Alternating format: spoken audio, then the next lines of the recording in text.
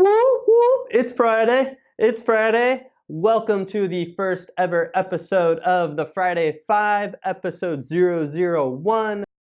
My name is Cameron Ripley. I'm the CEO and founder here at Community Boost, and I'm really excited to roll out this new series for you all, for our nonprofit marketers and leaders out there. So, how does this work? Every single Friday, we're about to hit a timer, and I'm about to answer as many digital marketing questions from nonprofit leaders as I can. But where are these questions sourced from? We have a digital marketing for nonprofits Facebook group, link right here. Be sure to sign up if you haven't. When you're asked to join that group, you're asked, what is your biggest marketing challenge?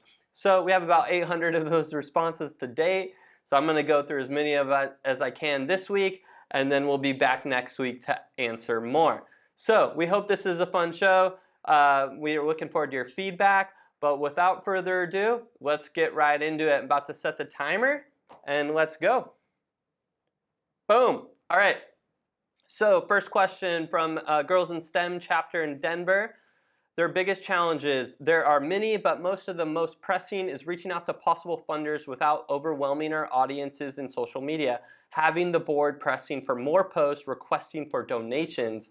I get your frustration here, right? Social media is about brand. It's about sharing your impact. It's about pulling on heartstrings and really earning the right to make a donation ask. And it's sometimes really hard for board members to get that, right? It's not a place to only make donation asks. So I would audit your ratio of non-ask social media posts versus your donation asks. If that's over 5% or 10%, you're just doing it wrong, you're approaching social media wrong, and you're gonna have to have a breakthrough and communicate that with your board. Your board just doesn't really get it, and you're likely just not producing enough valuable content. All right, next question. Wilson from Church Army. Biggest challenge: how to measure the success of digital campaigns and use analytics to productively develop future campaigns. You have to just live and breathe Google Analytics. It's a free tool. It is so powerful. There are free Google Analytics certifications, and you just got to be a practitioner. You got to actually put in the work. It's pretty easy to set up, but once you set up your conversion goals, that's step one. It's a game changer, and go keep it moving. So Dana from E3 Africa, finding the time to create and post. Often the main issue here is you're just overthinking it. You have to document the journey of your organization. It's not about creating the perfect post. This is just a classic manager dilemma. I'd really audit your time. There's a great framework on your leadership. We call it the 4D framework. And what are you doing, deciding, delegating, and designing, right? Doing, deciding, delegating, designing. And you got to think through that. There's often a deciding bottleneck for nonprofits, and not every post needs to have senior leadership decide if it's green lighted. Let's go, let's let it rip, think less, post more. All right, Children's Hope Residential Services, Ali over there says, biggest challenges: it seems like there's so many great causes out there, and people don't like being reminded that child abuse and neglect happens. They'd rather focus on issues that they can claim ownership of, like being a cancer survivor, etc.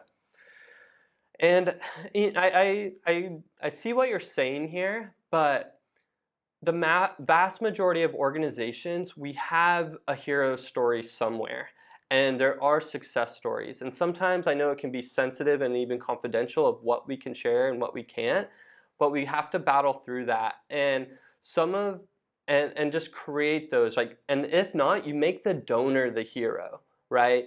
And if you do that, it's just a storytelling issue is what it sounds like. And I really encourage you to ask your key supporters what most inspires them to give, and really reverse engineer that and ask them, what would you like to see on social media for us? And again, document the journey of your work and your cause as best you can, and just get into action. How we doing on time? We got another minute and a half. All right, Meredith from the Alzheimer's Association chapter, one of the chapters. Knowing how much of our limited ad budget to use on Facebook and Instagram versus placements in magazines, newspapers, news sites, etc. Okay, so a budget allocation question, right? So First, you really just need to reverse engineer your target audiences and where is their attention actually at, right?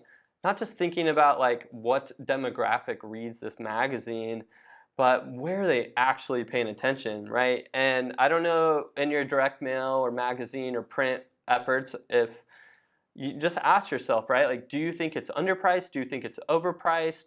Are you able to track revenue and ROI in those channels? Like maybe you're sending people to a specific landing page from them, which you should be if you are. Um, and digitally, we can do all those things, right? And obviously, I'm biased on digital, but Facebook and Instagram in the next 12 to 24 months is incredibly underpriced. You can likely hyper target better.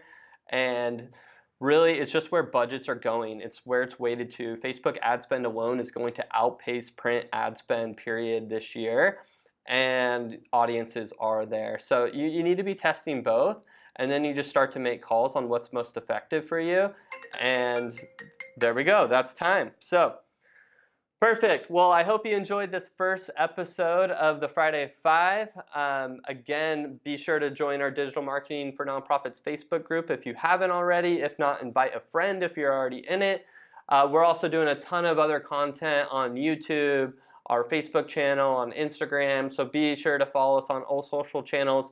You can also be sure to hit our blog to see all the original content there when it drops. All right, till next time. See you next week.